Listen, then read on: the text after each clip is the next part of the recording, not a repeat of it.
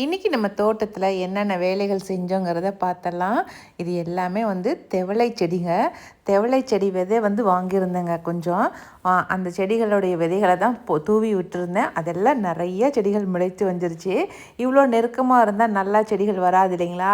அதனால் இருக்கிற செடிங்களை ஒரு 10 செடி மட்டும் விட்டுட்டு மீதி செடிகளை எல்லாத்தையுமே பிடுங்கிட்டேன். நான் பிடுங்கி கொண்டு வந்து எல்லாத்தையும் ஒரு கவரில் வச்சு போட்டு வச்சிடலாம். நல்லா துளுத்து வரும்போது ஒரு கொஞ்சம் தூரமாக வேணுங்கிற இடத்துல வச்சுக்கலாம் நம்ம அப்படிங்கிறதுக்காக வந்து ஒரு கவரில் போட்டு வச்சுருக்கேன். எனக்கு தேவையானது போக மீதி செடிங்களை வந்து சேல்ஸுக்கு கொடுத்துடலாம் அப்படிங்கிறதுக்காக தாங்க எல்லாத்தையும் கவர் போட்டு எடுத்து வச்சுட்டேன். இந்த வேலையெல்லாம் முடிச்சுட்டு மேல்காட்டில் நம்ம கத்திரி செடி வச்சுருக்கோம் இல்லைங்களா, அதெல்லாம் காய்க்க ஆரம்பிச்சிருச்சு.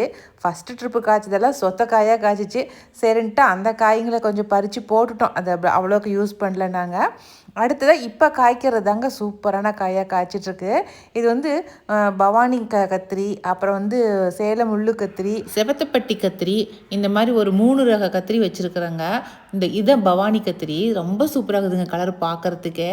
இதில் வந்து பார்த்தா பெரிய பெரிய சைஸு காயாக தெரியுது, ஆனால் வந்து கட் பண்ணமாக்க பிஞ்சு காயாக தாங்க இருக்குது. அதனால் ரொம்ப நல்லா இருக்குது. மொத்தமாக இவ்வளோ தான் வச்சுருக்கிறேன் செடிகளை.